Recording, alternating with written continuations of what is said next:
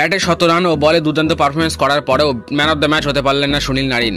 Impact player হিসেবে bat করতে নেমে রাজস্থানের জশ বাটলার এমন ইম্প্যাক্ট খেলা দেখালো যে দেখে অবাক শাহরুখ খান, গৌতম গম্ভীর সহ পুরো কেকেআর টিমের খেলোয়াড়রা। কেকেআরের এই নিশ্চিত জেতা ম্যাচ হেরে ক্যাপ্টেন শ্রেয়াস আইয়ার বাটলারকে নিয়ে কি বলল জানলে অবশ্যই অবাক হবেন আপনি। জানতে হলে ভিডিওটি শেষ অবধি দেখুন। আর আপনারা যদি বাটলারের ব্যাটিংয়ের একজন ভক্ত হয়ে থাকেন তবে আমাদের ভিডিওতে একটি লাইক করে দিন। টসে জিতে কলকাতাকে প্রথম ব্যাট করতে পাঠায় রাজস্থানের ক্যাপ্টেন সঞ্জু স্যামসন। আর প্রথমে একটু ধীরে শুরু করলেও শীঘ্রই নারিন ও রঘুবংশীর ব্যাটিংয়ে কলকাতা এক্সপ্রেস গতিতে চলতে শুরু করে। রঘুবংশী 18 বলে 30 করে আউট হলেও নারিন একইভাবে ব্যাট চালিয়ে খেলে যান। নিজের 504তম টি-20 ম্যাচে এসে মাত্র 49 বলে নিজের প্রথম টি-20 সেঞ্চুরিও পূরণ করেন তিনি।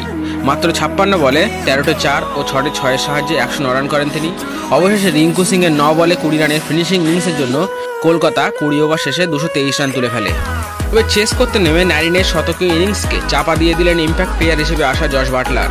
তিনি প্রথম থেকে শেষ অবধি ব্যাট করে রাজস্থানকে ম্যাচ জিতিয়ে মাঠ ছাড়েন আর সাথে সাথে নিজের সেঞ্চুরিও পূরণ করেন তিনি। তবে নিজের সেঞ্চুরি পূরণ করার পরেও উদযাপন করলেন না তিনি। আর এর কারণ হলো চেজের সময় 19 বলে 46 রান বাকি ছিল রাজস্থানের। সেখান থেকে বাটলার অন্য প্রান্তে বোলারদের নিয়ে ব্যাট করছিলেন। আর 20তম ওভারে তিনি যখন সেঞ্চুরি পূরণ করেন তখনও জিততে বাকি 3 রান। আর ম্যাচ জেতা না পর্যন্ত তিনি আনন্দ উদযাপন করেননি। বাটলারকে মাঝে সঙ্গ দেন রিয়ান পরাগ, যিনি 14 বলে 34 রান করেন, ও রহমান পাওয়েল, যিনি 13 বলে 26 রান করেন। নারিন ব্যাটে সেঞ্চুরি ও বল হাতে 2 উইকেট নিয়েও কলকাতা ম্যাচ হেরে যাওয়ায় তিনি ম্যাচ সেরা নির্বাচিত হতে পারলেন না।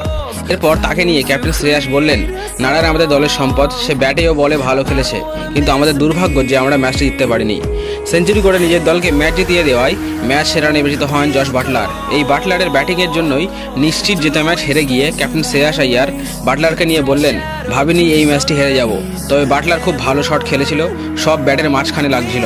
এইরকম মারতে থাকলে কোনো বোলারেরই কোথায় বল ফেলবে সেটা বুঝতে পারে না। আমাদেরও সেটাই হয়েছে। শেষ ওভারে বরুণ চক্রবর্তীকে বল দিয়েছিলাম, ভেবেছিলাম বলের গতি কমলে যদি কিছু হয়, কিন্তু বাটলারের যা ফর্মে ছিল তাতে জিততে পারেনি। তো বন্ধুরা, কেমন লাগলো আপনাদের আজকের এই ম্যাচ কমেন্ট করে জানান আমাদের। আর যদিও আজ কলকাতা ম্যাচ জিততে পারেনি, তবুও যদি নারিনের শতক দেখে আপনাদের ভালো লেগে থাকে তবে অবশ্যই একটি লাইক দিয়ে আমাদের চ্যানেলটি সাবস্ক্রাইব করে রাখুন।